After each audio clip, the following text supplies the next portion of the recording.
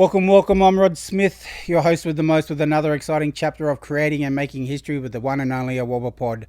Over the last few years, I've interviewed them all, and today we're going to up that even more. I have two of the elite from the put together Campbelltown Magpies and the Leichhardt Tigers, and you got the West Tigers. And I am privileged to have rookie sensation Dane Laurie and the one and only Jimmy the Jet Roberts. How we going, boys? Yeah, good. Just kicking back in Brisbane. Yeah, Yeah, it's been good, mate. Obviously getting out of quarantine has been a bit tough, but once I got in here with the boys, it's been good. They've just uplifted the protocols here, and we're allowed to go out for the days now. So Must do your head in, but this whole COVID situation. I mean, for me, it's not so bad. I'm quite fortunate where a lot of my work's on computer and I can work from home. But when it's something physical, a lot of training, a lot of getting out, and and those, especially the breaks between training, where you can go and relax, maybe go for a swim or something, and all that is just taken away. That must do your head in a bit. yeah, obviously for me it's a bit tougher because I've got kids and they're not up here with me, and a lot of the boys have got their families up here, and I'm one of the only ones like me and Daney. We've got our own rooms, and those spare time we get a bit bored and restless, but training's sort of keeping us sane at the moment, and being able to get out now definitely helps. Boys, just for our viewers out there who probably maybe don't know much about you, tell us a little bit about yourselves, like where you're from and where'd you grow up? I was born in Kempsey, Northern New South Wales, Dungadi boy, and also Bunjalung and Warren, my man. My dad's from Foster, so all up the east coast of New South Wales. So, and Dana. yeah. I was born in Penrith, but my mob's from up the north coast, Bunjalung and Yagle. My dad's from a little mission called Boyeagle, up the back of Grafton. Been there. Yeah, mum's from just down here, Mission Narrow Village. So yeah. So how'd you get into footy? I think I started, it was with the Ballina Seagulls actually. I was 5 years old. Started playing with the Binge boys and young Tyrone Roberts. Yeah. I played up a couple of years with them, and then they kept going up, and I stayed the years lower and until it was my own age. But started at the Ballina Seagulls, and where'd you start, bud? Yeah, I started my footy at Lower Clarence Magpies, and then went up to Grafton Ghost, done a stint there when I was like 11, and went up to about 16, and then came back down to Magpies to play like under 18s and all that kind of stuff, and then ended up getting a contract with Penrith. So just started from there. Question I want to ask you: now that you're up there and playing first grade, what part of your can you remember what part of your life that you can remember? I'm not too bad at this. Maybe it was from comments people were making, and you thought, I could probably make a career out of this. It sounds a bit sort of kind of cocky or whatever. Just give it to him, you're right. But like, I think from a young age, growing up, I used to come down to school holidays with my uncle Amos, who was playing NRL at the time. So I always had a good role model, and I guess sort of wanted to aspire to be like him. And as I grew up and started coming through the grades and getting better and better at my trade, I think from the age of 13, 14, I think I had that mindset where I thought nothing was stopping me from making it. So, I always trained hard and made sure I did what I had to do to get to the next level. So, and I remember he debuted at 19, and I always wanted to beat him and debut, but before that, so, and I got to do that. So, was you always fast? I was actually. I was. What about at school, like at the 100 meters and all those things? Did you do any representation in that? Yeah, I used to make state every year. In a lot of things really, but I sort of never took it serious. I took it as a day off, really, to be honest. Try to get out of school.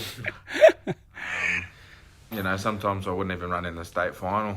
I'd just take off and get back, or you know what I mean. But sort of look. But I did love doing it. But I never really took it serious. So, I love rugby league too much, and that's the avenue I took with my life. So, Dan, the question was, as making first grade and all that now, but was there a part? What age can you remember where you thought, yeah, I'm probably not too bad at this, and I could probably make a career out of it? I always loved footy since I was started, but until I took it real serious, is probably. Probably 16. My dad crashed his motorbike, and then I don't know, something switched in me, and then I just said, I just want to give this a mad crack. So just ended up just giving it a crack, and then made a highlights video, and then found my way down to Penrith, and then just went from there. So is that something that players do now? Like, as you said, I've never heard of that, a highlights video. I've heard of a few people. Obviously Kalen Ponga, he come from he had a lot of highlights. I knew him through his highlights in the union system from private schools. So, and then he obviously went to the Cowboys and started coming through the grades, and then now look where he is now. So, but like Dano did there as well. It does happen. So, you think that's the power of social media now? Yeah, I think it obviously it benefited Dano and people like Kalen. So, if you can do it, why not? Next question I'd like to ask both of you is maybe start with you, Dane. I know you've had a pretty good year, and unfortunately with the injury. But so what's your short-term goals? But if you could look 5 years down the track. Both of you, what would be your long-term goal also? If you could dream big. Outside of footy, probably buy a couple of houses, give my mum and dad one. And then, inside footy, probably just, make all the rep sides and all that kind of stuff. Just work hard for, making a good name for myself, and, just leave on that note. So if you made State of Origin, are you a New South Wales boy? Yeah, New South Wales. And Jimmy, I know you've already played state. Is that next? I mean, I thought you were pretty unlucky to make it this year, but is that what you'd like? Short term, get back up into that, and then long term, hopefully play for Australia. Yeah, I think for me growing up, my goals were to just play State of Origin. That was the pinnacle for me. That's all I wanted to do. It wasn't playing for Australia or anything like that. And then when All Stars come along, that was another main goal. So I think once I made those kind of goals and reached them, I sort of lost my way a bit, and sort of had to refocus and try and start new goals, which I'm trying to do now, and I'm trying to work towards. And I think this year's probably, it's been a quiet year for myself. I'm still working on my game and working on combinations within the club, and it takes time when you're in a rebuilding club. So, I'm just trying to get better each week, and just trying to sort of figure out how to get myself back into that Jimmy the Jet frame, and show people what I can still do. And I believe in myself, and I know eventually that I'll get there in the end. I just got to keep working hard. If you were talking to a younger self, or maybe even to Dane, you saw him maybe going through the same things you're going through, what would you say to him? What were some of the things you feel like you need to, as you said, to get yourself back in that right frame, right thinking, and to be back into first grade? We were talking about this actually yesterday. I come down to his room and talked about going home and not staying home too long in the off season because of the influences you have. People have different dreams and different lifestyles to what we do, and different goals. So I think, as a kid, I used to love going home. Unfortunately, drink with my cousins and no training, and just never took it serious. I just, Yeah. Footies was my outing, to get away from life, and then I'd go home to my mob and just do what they were doing when I went back home, Yeah. And unfortunately, sort of got in that trap, and obviously I've had my problems over the times with all that kind of stuff, and if I could talk to myself now, I would have limited the people I hang around, and made sure I stayed around the right people that had the same sort of goals as me, and all the positive people in my life now that I still have that I had back then, but sort of avoided. Yeah. Dane, with yourself, with this injury, do you want to just give us a little bit of an update? But also after that, just about what Jimmy's talking about, how hard is it going to be? I mean, this is going to keep you up for a bit. You were having a great season. This has all got to play with your mind. How are you going to get yourself back to, being who you are now? Or even better? Yeah, well, I'm out for I don't know how long. I think it's 2 months or so till I'll be fully running and change direction and all that kind of stuff. But I'm going to go back down to take time away from the game, which is 6 weeks, the physio said, and then come back down to training and rip in and do all the physio, what they need to do. And I'm excited for the rehab. I told them there yesterday, because this is my first major injury, so it's going to come with challenges and all that kind of stuff. But I'm ready to rip in and into the stuff and get my leg right and get fit and ready to be better next year. What type of training can you do while your foot's like this? Is there anything that they suggest? Just upper body stuff, so upper body cardio and all that kind of stuff. I'm gonna look heaps big up top, but then my skinny legs gonna be. Nah, I hear. Talking about going home, in the off season, I've had quite a few mates, years go by where they've gone home, and because especially if they're a long way from Sydney or Newcastle, and just haven't put in the best off seasons. So, is that a real trap you find for a lot of blackfellas, or do you think that's throughout all NRL? I think it's definitely throughout all NRL, but blackfellas especially, because we're so tight with our mob and loyal and generous and giving, we tend to get stuck in that trap where we go home, we got a bit more money now, we can spend it on everyone and share, and whether it's for the right things or the wrong things, we get stuck in that trap. I have plenty of times, and sometimes I still do, but I'm a lot better now, and if I can, tell Dana anything, it's a sort of just limit your time back home, even though you miss your family and all that, but he's got a massive career ahead of him, and I think he could do some special things in the game. So there was that advice you just given there. I've given that to quite a few young fellas who are probably as young as you, Dane, where they're excelling at something, and I've just gone, look, I know what I'm about to say might sound harsh.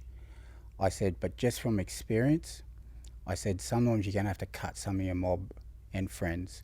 I said, there's going to be time for them. I said, but right now it's about you focusing on your career. And when you finish your career, you can give all the time you want then to family and mob. I said, but I've just seen too many times, as you said, Jimmy, where, and some of them have just got completely lost and never got back. And there was those players or people, depending on what the profession is, where you've just gone, you see that fella over there, or you see that lady there, they should have been this for Australia. They should have been this for, So, I hear it does sound harsh, but in the reality of professionalism, I totally agree. Yeah. You guys watched any of the the 4-part series that's out on Fox Sport around the West Tigers? I don't have Fox Sport, so I can't see it. Have you guys seen, how many episodes have been released so far? Is it 2? Yeah, two episodes have been out now. So. Are you guys feature much in it? Not too much. I've only watched the one that just come out the other night. Yeah. What's it like watching that? Do you feel Do you feel a bit exposed? Nah. I like the camera up in the coach's box. That's pretty cool to see what Madge has to say. But yeah, definitely wouldn't be wanting to sit up there with him when he's cracking up when we have a bad game. But yeah, you can just see how passionate Madge is, and like how he rides every play too. Like how he's on the when you he just rides every play. So yeah, you can see how passionate he is. Wish we can get could have got more results, but that's where it goes. So. Yeah, I got pretty it makes you a bit emotional when you sort of really care about winning, and seeing what Madge puts into this team and how passionate he is, like Dano said, but I don't think the team has sort of grasped what he's trying to do here as well as we thought we would, as quick as we would. But I think being in this camp at the moment, we're all starting to find that groove and get that passion and play for each other. And, we've still got a lot to go and a long way to go. We're way off. But I think we're heading in the right direction here at the club. And, I just wish, we were like this sort of mind frame at the start of the year where we could have built it on it for now. So Yeah. As you said, talking about Madge, I had a conversation with him earlier on, and I always used to think, watching the coaches on the side, most of them, they're real placid, where they're just sitting there, just staring out. And I used to think, do they even yell at these fellas at halftime? But I think I saw in the preview, yeah. So coaches obviously, so what? They a lot of them, how they're real quiet up in the box. But when it comes to halftime, through the different coaches you've had over the years, are they like that if you're having a bad game? Do they come in and start yelling around? I think everyone varies. I've been to a few different clubs and different coaches, and Wayne's totally opposite to what Madge is. Wayne will just look at you, or he'll come in and he'll say, "There's not much I can do to help you. That's going to change the result." Not much. Or he'll come in and he won't say nothing. He'll just shake his head and walk off. And then everyone's like, we need to rip in here. He's proper off us. But and then Madge will come in and tear shreds into you, or different. If you figure out your players who you can sort of go out a bit more harder than the others, but that's part of coaching, I guess. Just based on what you said, I'll go to you, Dane, first. If you feel like the team or yourself is not having a great game and it's halftime, what kind of coach would you prefer? Someone who's probably just comes in and just says something real nice and say, "Hey boys, just think about this and think about this," or would you prefer a coach who just maybe starts ripping into you just to try and motivate you? Probably one that rips into you, to be honest, because you don't really.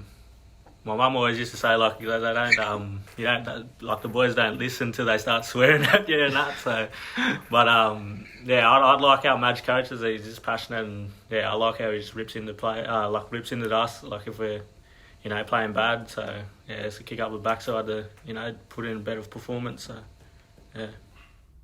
You, Jimmy, you prefer? Yeah, it depends on if I'm personally playing bad, I won't go near the team. I will go have some time to myself to think about what I need to do and try and sort of reset my mind, and try not to dwell on it too much, because sometimes it can make it worse. But and I don't need someone telling me something that I already know. So, but also sometimes I need a little tip where I could be better at. Subtle is better, but like it all depends on the situation of the game and how bad the team or I'm playing. So, but I'll cop criticism. You know what I mean? So, I got a question for you boys. Looking on to 2022, just talking about blackfellas and playing and all that. If there was one blackfella in the NRL, you'd say if you had a magic wand and you could say, "Yep, you're coming to play with us." Who would it be? I probably want to play with Uncle Cody. Yeah. Cody. Yeah. Walker? Yeah, 100. Cody or Trell? Yeah, one of them too. Oh, yeah. That's a tough question.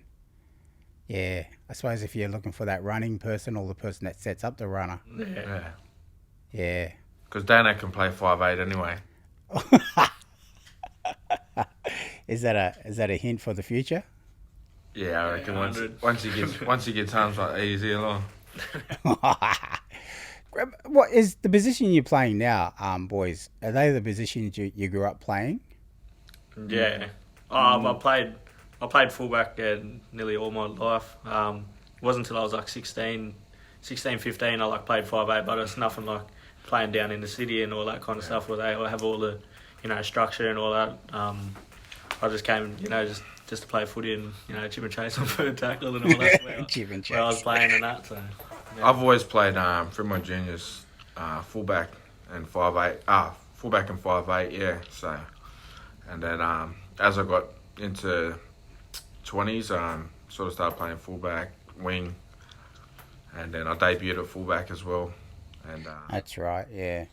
Is that something you'd like to see in the future, going back to there, or you like it up in the front line? I'd like to. It'd be nice to play fullback again, but you got to get your body in shape like this fella here. And get a lot more fitter and just anywhere to get your hands on the ball more. I guess I feel like you're just sitting out there waiting sometimes. Don't get the ball. So. Yeah. But Boys, we talked earlier about the whole COVID thing, and like how mentally and physically it can be draining, probably more on the mental side.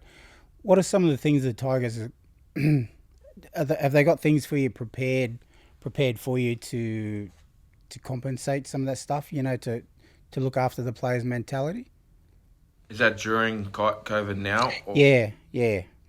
Or even last year, when it first hit, like it was a big shock to everyone. And I know you all went into your hubs and I just think stuff, for the game to continue, that's what you guys had to do. And, spectators now, I suppose we appreciate it, but geez, it must be hard, but. Yeah. Well, for me personally, last year I was at South, so,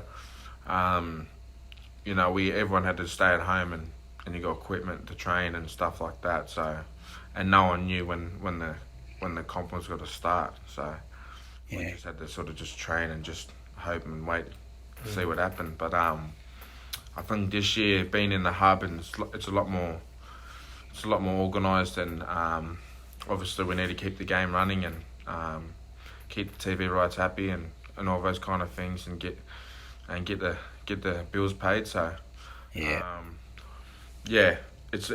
hard, but it's a lot better than last year, I guess. And for me, I struggled last year. Obviously, mental health, and stuff like that. Sort of can't get cooped up too long. I'm a peacock. You got to let me fly. So. Dane, with you, I said you've been up there a few weeks longer than Jimmy. What are the West Tigers doing to help you with the slow times and that?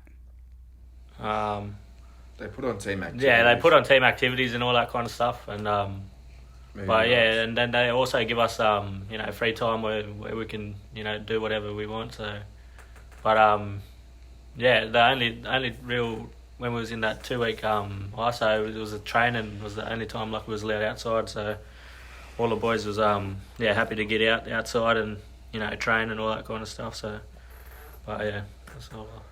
Just been kicking back in my room. So with a few rounds to go for this year, what are you hoping to achieve for this year? Is there a possibility of you guys still making it? Is that talk still within camp of making the 8? That is the goal. We need to win the next 4 games. So we've got Cowboys this week. And Sharks is a week. Sharks. Penrith's the only one that's 50-50, we've got to be on our A game there, and we verse Bulldogs again. So they're definitely winnable if we play to our potential, but and get that belief that we've been training with at the moment. So we just need to get a get two more wins going into that Penrith game, and just play it like it's our last. So. Do you think you can do it without Dane? Yeah, I think we can, but it'll be a lot harder, obviously, because of the year he's had, and you know how important he is to our side. But you know he's going to be there for years to come. They're going to build the club around him. So, but you know, for now we're just taking it week by week, and hopefully the boys can get the job done this weekend, and hopefully I'll get a run next week. Oh, when are you due back? Are you maybe next week. Next week? Yeah, maybe. Boys, we're going to finish up. I just want to say thanks for having a chat with us today. Listening to that over the next 4 weeks, I think Penrith. I have seen quite a few of your games because of our Wobbuckle and our partnership with you guys. I love watching, as you said, Madge going off, which I did have a chat with him about. And I asked Ronald Griffiths if that's how he's going to end up, but he was saying he's a lot more placid than that. Yeah. But yeah, I wish you all the best for the rest of this year. Dane, I hope your injury.